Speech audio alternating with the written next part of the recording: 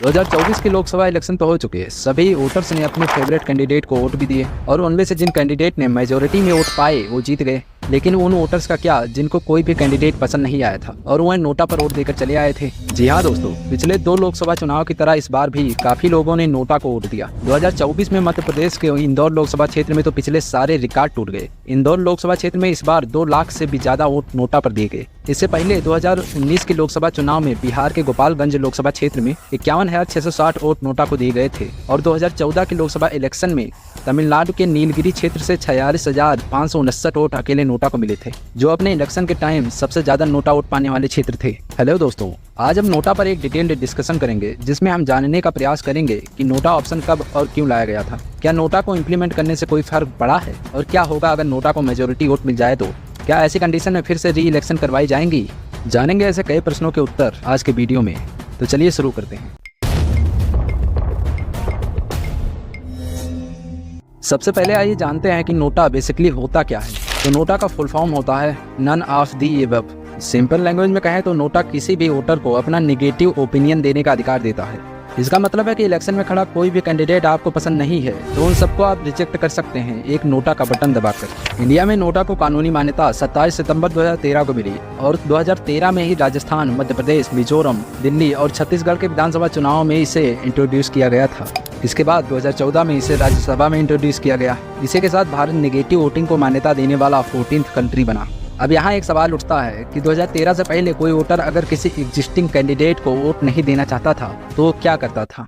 हम सबको पता है कि राइट टू वोट हमारा संवैधानिक अधिकार है, लेकिन क्या आपको ये पता है कि आपके पास एक अधिकार राइट नॉट टू वोट का भी है।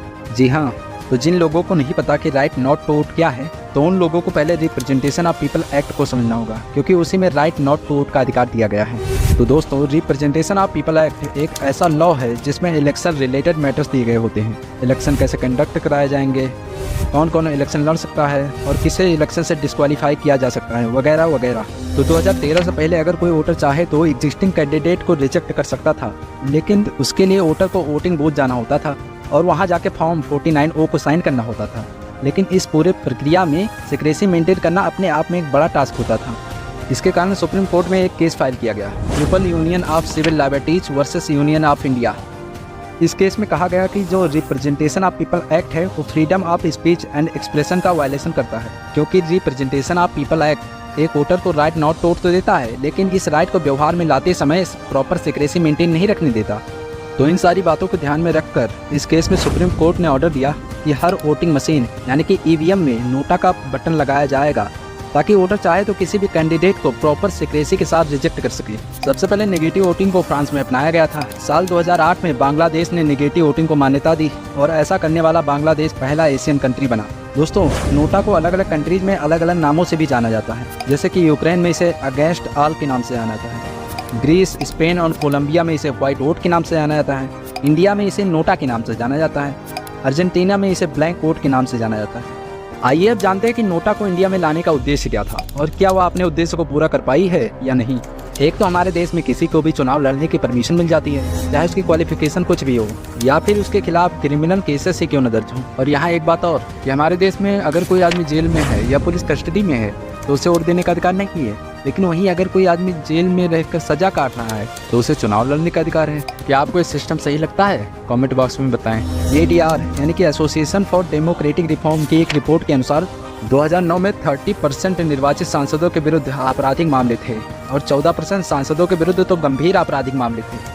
फिर 2013 में आता है नोटा, लेकिन 2019 में आपराधिक मामले वाले सांसदों की संख्या 43% और गंभीर आपराधिक मामले वाले सांसदों की संख्या 29% हो जाती है। ADR के चेयरमैन अनिल वर्मा ने बताया कि जहां तक आपराधिक मामलों की बात है, नोटा से उन पर कोई फर्क नहीं पड़ा है, बल्कि आपराधिक मामले वाले कैंडिडेट की संख्या में बढ़ोतरी हुई है। वह आगे कहते हैं कि नोटा का उद्देश्य था पार्टीज के दागी कैंडिडेट पर चुनावी क्षेत्र में न उतरने का दबाव बनाना, लेकिन ऐसा नहीं हुआ कि इंडिया में 2019 के लोकसभा चुनाव में 1.06% वोट नोटा को मिले थे और 2014 में 1.08% वोट नोटा को मिले थे। कई सारे एक्सपर्ट इसे एक बड़ा नंबर मानते हैं। आइए अब जानने का प्रयास करते हैं कि इतने सारे लोग नोटा को वोट देते क्यों हैं, और अगर मेजॉरिटी वोट नोटा को मिलते हैं तो क्या री इलेक्शन करवाए जाएंगे। दोस्तों, किसी भी देश में नोटा को वोट देने का मतलब एक ही है कि जो भी कैंडिडेट इलेक्शन में खड़े हैं हम उनमें से किसी को भी पसंद नहीं करते। अगर नोटा को मेजॉरिटी मिलती है तो आइडियली होना तो ये चाहिए कि सारे एग्जिस्टिंग कैंडिडेट्स को डिसमिस कर दिया जाए और री इलेक्शन करवाई जानी चाहिए, लेकिन पूरे इंडिया में अभी तक ऐसी कोई व्यवस्था है नहीं। हमारे देश में नोटा का ज़्यादा महत्व नहीं है। हमारे देश में अगर नोटा को मेजॉरिटी मिल भी जाए तो ये कोई गारंटी नहीं देता कि कैंडिडेट को डिसमिस कर दिया जाएगा और री इलेक्शन करवाई जाएंगी। नोटा के मेजॉरिटी में वोट पाने के सब्जेक्ट में इलेक्शन कमीशन ऑफ इंडिया ने एक सर्कुलर जारी किया जिसमें कहा गया कि किसी इलेक्शन में नोटा को मेजॉरिटी ऑफ वोट मिल भी जाते हैं तो भी अगला उम्मीदवार जिसे सबसे ज़्यादा वोट मिले हैं उसे विनर डिक्लेयर कर दिया जाएगा। एक एग्जाम्पल से समझते हैं। मान लेते हैं कि किसी लोकसभा क्षेत्र में 1000 वोट हैं और उनमें से 990 वोट नोटा को मिल जाते हैं, तो नोटा के बाद जिस भी कैंडिडेट को सबसे ज़्यादा वोट मिलेंगे उसे विनर डिक्लेयर कर दिया जाएगा। यानी आपके पास पावर तो दे दी गई है लेकिन वो पावर आपके किसी काम की नहीं है। इसलिए कई सारे एक्सपर्ट इसे टूथलेस टाइगर कहते हैं। तो ओवरऑल हम कह सकते हैं कि नोटा केवल नेगेटिव फीडबैक देने का तरीका हो गया, जनता की बात पॉलिटिशियन तक पहुँचाने का तरीका हो गया कि हम आप में से किसी को भी पसंद नहीं करते, तो आप जिन मुद्दों पर बात कर रहे हैं उन मुद्दों पर बात करने का कोई फ़ायदा नहीं है। आप हमारे मुद्दे उठाइए, हमारी बात सुनिए, तब हम आपको वोट देंगे। इस तरह से नोटा वाले वोटर्स एक वोट बैंक की तरह हो गए पॉलिटिशियंस के लिए। जो नोटा के लोग चाहते हैं पॉलिटिशियन उनके पास आना चाहेंगे, उनकी बात सुनेंगे, नोटा के लोगों को कन्विंस करना चाहेंगे वोट देने के लिए। लेकिन साथ ही एक रीजन नोटा को वोट देने के लिए और आ गया जब महाराष्ट्र में स्टेट इलेक्शन कमीशन ने 6 नवंबर 2018 को एक ऑर्डर पास किया जिसमें कहा गया कि अगर मेजॉरिटी वोट नोटा को मिलते हैं तो री इलेक्शन करवाए जाएंगे। ऐसा ही एक ऑर्डर 22 नवंबर 2018 को हरियाणा के स्टेट इलेक्शन कमीशन ने भी पास किया। अगर महाराष्ट्र और हरियाणा स्टेट की तरह पूरे देश में यही लॉ लागू कर दिया जाए तो नोटा बहुत ज़्यादा यूज़फुल बन जाएगा। लेकिन फिर यहाँ और सवाल आते हैं। पहला ये कि इस बात की क्या गारंटी है कि जो री इलेक्शन करवाए जाएंगे उसके जो कैंडिडेट होंगे वो पहले वाले कैंडिडेट से बेटर होंगे, और ऐसी स्थिति में नोटा फिर से जीत जाता है तो दूसरा सवाल कि मैक्सिमम कितनी बार री इलेक्शन करवाए जाने का प्लान होगा, और तीसरा सवाल कि क्या कैंडिडेट का डिस्क्वालीफाई करना सही होगा। ये तो वैसे ही बात हो जाएगी कि शुरुआती क्रिकेटर पहले ही मैच में 0 पर आउट हो जाता है तो उसे पूरे टूर्नामेंट से बाहर कर देते हैं। तो ऐसा करना क्या यंग पॉलिटिशियन जो अभी अभी राजनीति में आया है, जिसका पॉलिटिक्स में फेस उतना फेमस नहीं है, उसके लिए बुरा नहीं होगा। मेरी राय में तो कैंडिडेट्स के लिए पहले से कंडीशन बनी होनी चाहिए, जैसे कि चुनाव में नॉमिनेशन कराने से पहले ही श्योर करना चाहिए कि उम्मीदवार की क्वालिफिकेशंस क्या हैं, उसका बैकग्राउंड करियर कैसा है, क्या उस पर कोई क्रिमिनल चार्जेस हैं। अगर उसका बैकग्राउंड करियर क्लियर है और उसकी क्वालिफिकेशन है चुनाव लड़ने की, तभी उसका नॉमिनेशन मंजूर होना चाहिए। ये तो रही मेरी राय इस संदर्भ में। बाकी आप इस विषय पर क्या सोचते हैं कमेंट बॉक्स में ज़रूर बताएं, और वोट देने की प्रैक्टिस अगर करनी हो तो नीचे रेड कलर के सब्सक्राइब बटन को प्रेस कर दीजिए। मिलते हैं अगले वीडियो में अगले टॉपिक के साथ।